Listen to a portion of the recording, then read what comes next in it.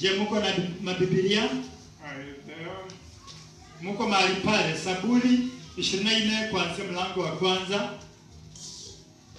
The earth is the Lord's, and the fullness thereof, the world and they that dwell therein. Mwenye amepata Kiswahili anipatie kidogo tu. Zaburi 24 kuanzia penyewe. Biblia inasema nchi na vyote vilivyomo ni mali ya Bwana, dunia na wote wakaao ndani yake. Amen. Amen. So the heaven and the earth, mbingu na nchi, and everything in them belong to God. na vyote vilivyomo ni vya Mungu. You belong to God. Wewe ni wa Mungu. I belong to God. Mimi ni wa Mungu. Because it is Jesus Christ who created us. Ni kwa sababu ni Yesu Kristo, yeye ndiye alituumba. The Bible makes it clear that everything you are and have is God's. Biblia inasema waziwazi ya kwamba kila chochote ulicho nacho kiko na miungu zake. It belongs to God. Everything you are is from God. Chochote ulicho nacho ni cha Mungu. Everything you have belongs to God. Chochote ulicho nacho ni cha Mungu. You don't have anything of your own. Wewe hauna chako binafsi. Your beauty belongs to God. Wewe ni wa Mungu. Your spirit belongs to God. Roho yako na mwili wako ni wa Mungu. Your soul belongs to God. Nafsi yako ni ya Mungu. Your body belongs to God. Mwili wako ni wa Mungu. Everything around us belongs to God. Chochote ambacho kimetuzunguka ni cha Mungu. Everything you have, Chochote kile uko nacho, that gift, ile karama, that ability, huo uwezo, that talent, hiyo talanta, that degree, hiyo degree, that car, hiyo gari, that job, hiyo kazi, it belongs to God. vyote ni vya Mungu. Many of us become boastful, Wengi wetu huwa tunafika mahali na tunaanza kujifunia and we are proud, na tunaanza kuwa na kiburi and we are arrogant, na tunaanza kuwa na kiburi and you think you are better than other people, na unafikiri ya kwamba wewe unashinda watu wote because you have university degree, kwa sababu uko na degree kutoka katika chuo kikuu, because you have a well-paying job, kwa sababu uko na kazi ambayo inakulipa vizuri, you have a nice house, kwa sababu umejenga nyumba nzuri, you have plenty of money and material possessions. kwa sababu uko na pesa nyingi na hata vitu vingi ambavyo umejishikilia nazo. But if you read the scriptures carefully, you realize that you don't own anything.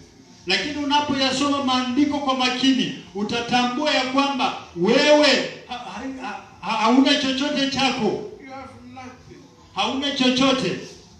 Everything you have belongs to God. Kila kitu ambacho uko nacho ni cha Mungu, And God has given you to use it as He wants. na Mungu ameweza kukupea ili ukatumie jinsi mwenyewe anavyotaka, For the glory of God kwa sababu kwa ajili ya utukufu wa Mungu and for the good of others. na hata kwa ajili ya manufaa kwa wengine. Whatever it is God has given you, Chochote kile ambacho Mungu ameweza you kukupea, are accountable to Him for it. wewe unahesabika kwa Mungu. Whatever talent God has given you, Hiyo talanta ambayo Mungu amekupea, whatever gift, karama yoyote, whatever ministry, huduma yoyote, whatever job, kazi yoyote, you are accountable to God for it. wewe unahesabika mbele za Mungu. Not your gift, Sio karama yako, not your ability, sio uweza wako, it's the gift of God. ni karama ya Mungu. Sometimes youngsters become proud, Wakati mwingine vijana huwa wanajifuna, and even adults in the nations, at stars, you see, in American English, we stress the second syllable with a third. Ndio. Mtu mzima, and a Oh, third. okay. Yeah, mtu mzima. Amen. Amen. So in the US, Kwa hivyo kule what do people think they are superior because of their caste? Kule Marekani wale wa Marekani wanafikiria kwamba hao ni watu ambao wanashinda kila mtu kwa sababu ya rangi ya ngozi yao. And they think you and I are inferior because we are black. Na wanafikiria kwamba wewe na mimi sio kitu, ni kwa sababu sisi ni weusi. And that is deception. Lakini huo ni uongo mtupu. The Bible doesn't say God created the white, God created the black, God created the rich, God created the poor. Yes. Mungu aliumba aliumba weupe, aliumba weusi. Mungu ndiye aliumba maskini na hata matajiri. The Bible did not say that. The Bible said God created human beings in His own image and likeness. Biblia haisemi ya kwamba aliumba weupe, weusi, maskini na matajiri. Biblia inasema ya kwamba aliumba mtu kwa sura na mfano wake. God created you in His own image and likeness. Mungu alikuumba wewe kwa sura na mfano yake. Male and female, He created us. Wanaume kwa wanawake Mungu alituumba. The most important thing about us is that you are the image of God. I am the image of God. Kitu cha muhimu zaidi ni kwamba wewe ni mfano wa Mungu na mimi ni mfano wa Mungu. And the Bible says you are fearfully and wonderfully made. Na Biblia inasema ya kwamba umeumbwa katika njia ya ajabu na kuogofya. Even if you are black like me, you are fearfully, wonderfully made. Hata kama wewe ni mweusi kama mimi, wewe umeumbwa kwa sura ya ajabu na kuogofya. You are made in the image and the likeness of God. Umeumbwa kwa mfano na sura ya Mungu. And if you have come to Jesus, you are a priest and a king. Na kama wewe umekuja kwa Yesu, wewe ni kuhani, wewe ni mfalme. That is the most important thing. Hicho ndio kitu cha muhimu sana. If you go to high school, you will find the youngsters posting about their looks. Ukienda kule shule ya upili, utaona vijana wanajivunia na vile wanaonekana. Today we call them Generation Z. Siku hizi tunawaita Generation Z. And very soon we will be having Generation Alpha. Generation Alpha already there. Na hivi karibuni tutakuwa na Generation Alpha ama tayari imeingia. And some ladies say, "I'm beautiful, not like you." Na wasichana wengine wanasema mimi ni mrembo wa kupendeza. Mimi sio sura mbaya kama wewe. I like this skin, not like you. Mimi niko na ngozi nyororo, sio ngozi rafu kama yako. That is foolish Huo ni ujinga na upumbavu. ignorance. Hiyo ni kutojua. You are boasting about what is not yours. That glory belongs to God. That gift belongs to God. Unajivunia kitu ambacho sio chako. Huo utukufu ni wa Mungu. Huo urembo ambao umepepa ni wa Mungu. And it is not for boasting at all. Na huo urembo ambao uko nao sio wa kutembea na kujivunia. If you have a degree like I've told you, I've got a degree, they are the glory of God. Kama uko na degree, kama vile mtumishi wa Mungu ako na madigiri, hiyo ni kwa ajili ya utukufu wa Mungu. And I should use that knowledge and those documents to glorify God and to help others.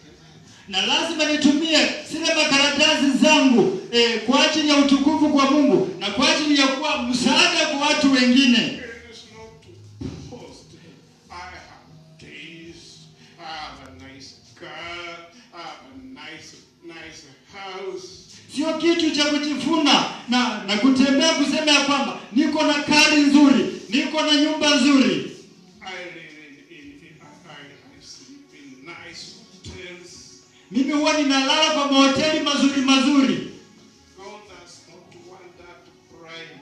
Mungu hataki hiyo kiburi. God has not given you the wealth to boast about. Mungu hajakupea Pia utajiri utembee ukijivunia, ukidharau wengine. It's not your money. Hiyo sio pesa zako. It is not your car.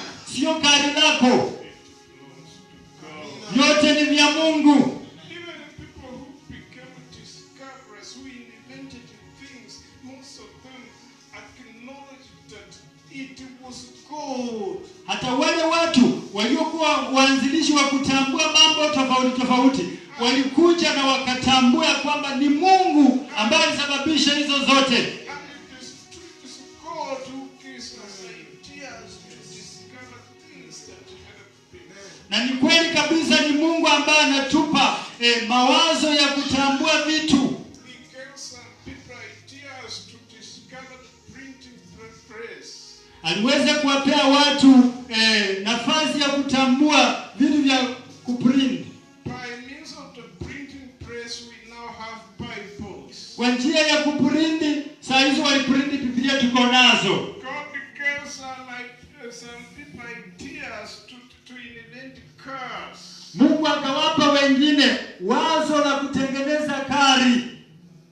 And by means of cars, we're able to travel from one place to another. Na kwa njia ya gari inatusafirisha kutoka mahali pamoja inatupeleka kwingine. God gave some people ideas to discover planes. Mungu akawapa wengine wazo ya kutengeneza ndege. And by means of planes, we can now fly from country to country speaking the word.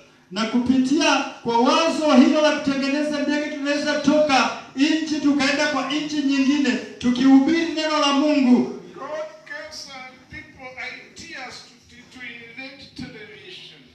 Mungu akawapa wengine wazo ya kutengeneza televisheni. We now preach on television. Na sasa hivi tunahubiri kwa television. Somebody discovered Facebook, whatever it is. Mwingine akaweza kutambua Facebook.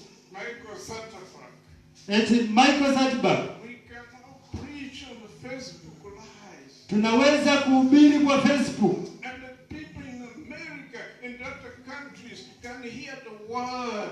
Na watu kule Marekani na nchi zingine wanaweza fikia lile neno. That knowledge is not your knowledge, it is God's knowledge. Ule ufahamu sio ufahamu wako, bali ni ufahamu kutoka kwa Mwenyezi Mungu. God uses different vessels to invent things, to accomplish things. Kwa hivyo Mungu anatumia watu tofauti tofauti ili wakaweze kutambua vitu na kufanya vitu. So if you accomplish anything, it is not because of you. Kwa hivyo unapofanya kitu sio kwa sababu yako wewe mwenyewe. It is not because you are bright, you are intelligent. Na sio kwamba wewe uko na akili, uko na hekima sana.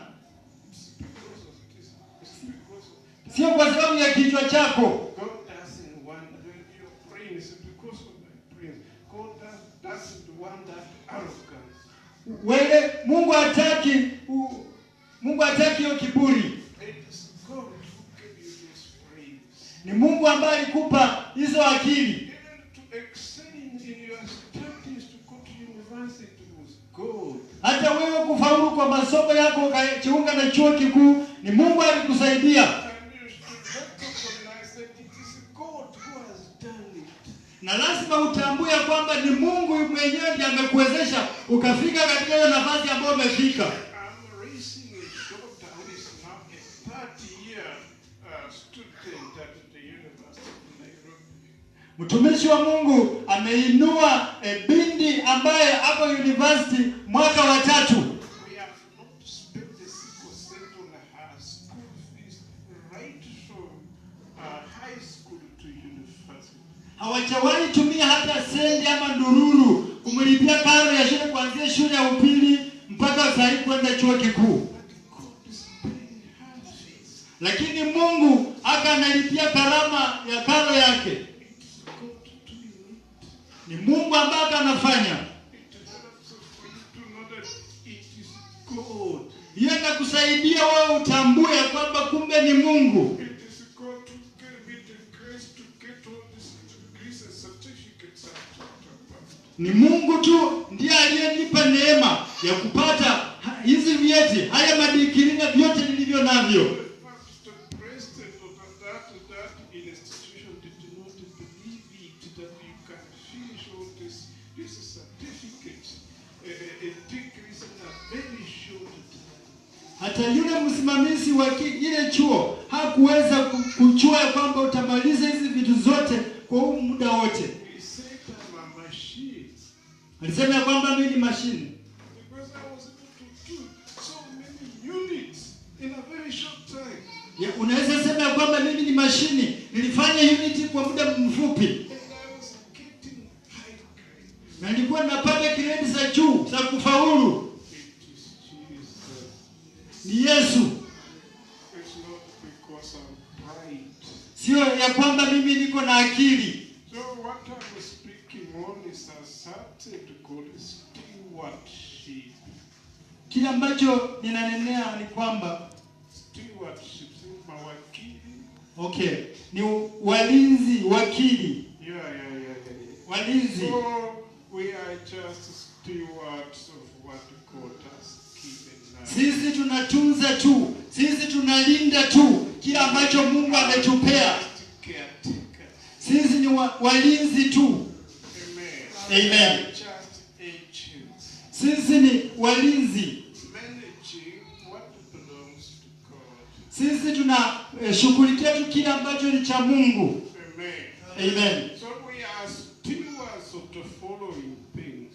Sasa sisi ni walinzi ama watunzaji wa mambo haya. Number one, your spirit.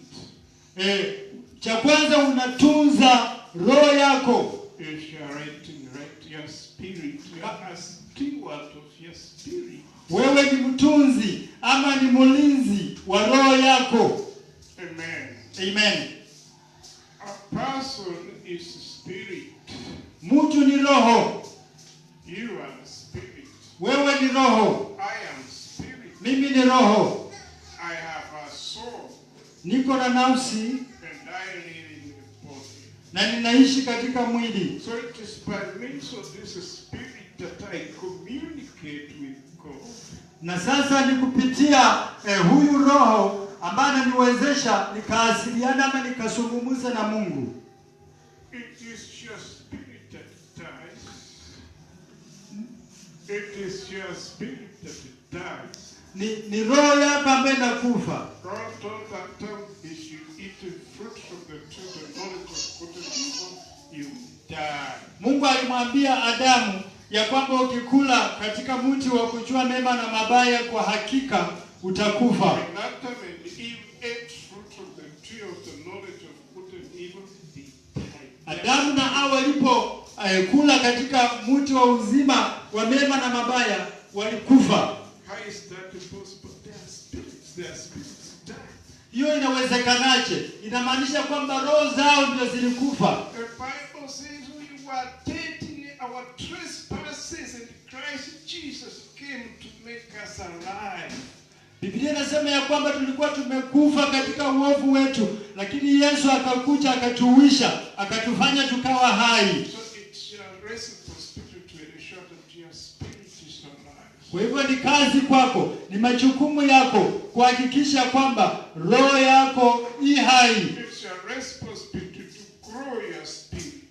Ni majukumu kwako kusababisha roho yako akue By feeding your spirit on the word of God. kwa kulisha roho yako kupitia neno la Mungu And by having fellowship with God. na kuendelea kuwa na ushirika pamoja na Mungu. It is by our spirit that God speaks to us. Ni kupitia roho zetu ndio tunasikia Mungu akizungumza na sisi. It is by our spirits that we operate in gifts of the Holy Spirit.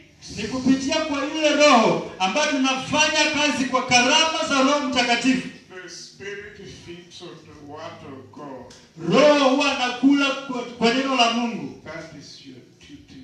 Hiyo ndio kazi yako. Don't feed on another stuff. Don't feed on other stuff Usikule chakula kingine that will kill your spirit. ambacho kitasababisha kuua moyo wako. You are a steward of your soul. That's number two. Your soul, right? Wewe ni mtunzi, wewe ni mlinzi wa nafsi yako. Thank you.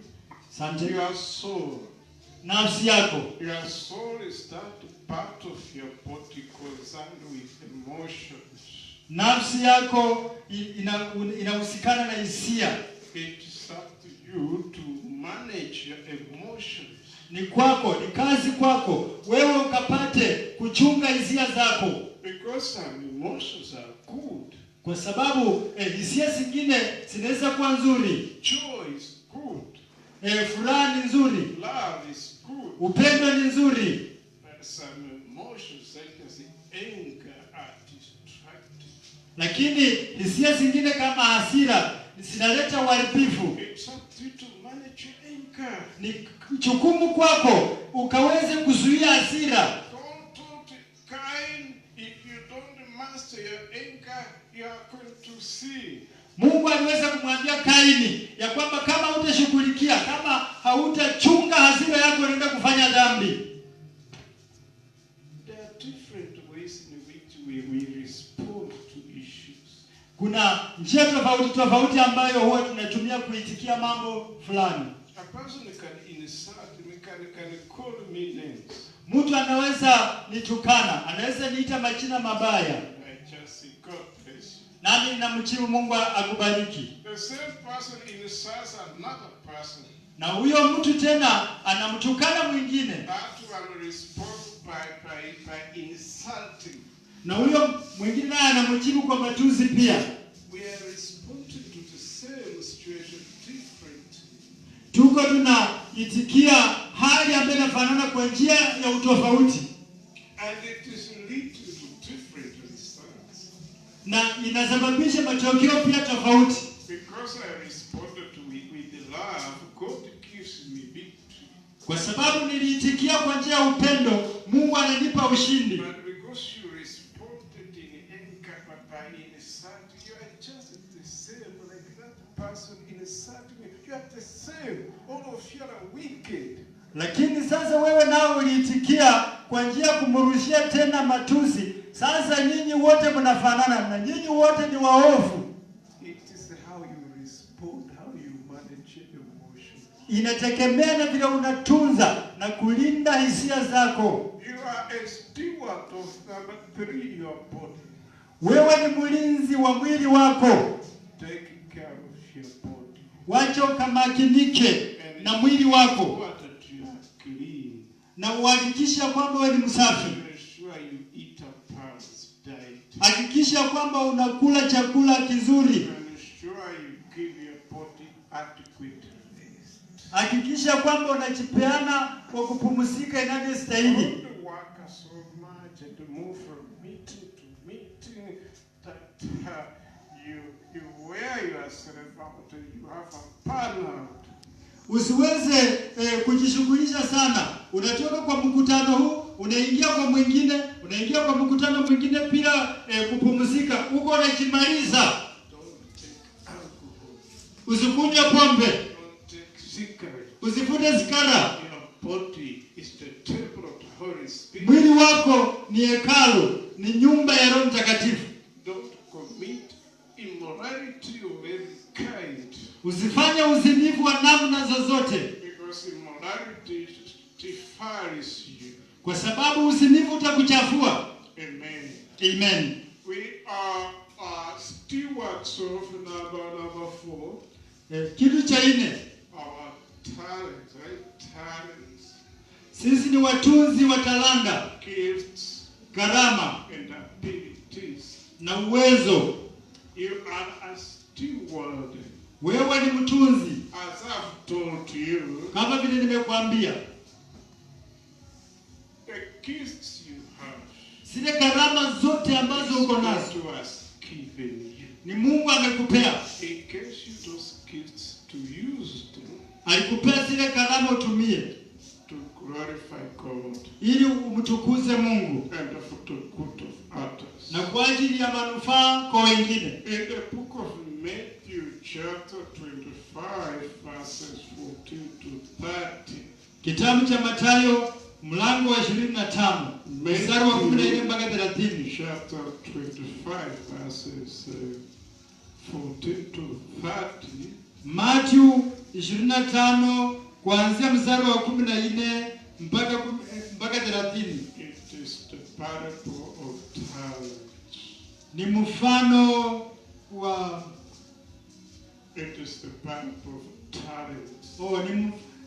ni mfano wa talanta. Amen. Amen. Before traveling on a journey, Kabla uanze safari, a man called his servants together. This man had 3 servants. mkubwa aliweza kuwaitisha watumishi wake waliokuwa watatu, And he gave them talents. na akawapa karama. And the Bible scholars say that those talents were some reasonable amount of money.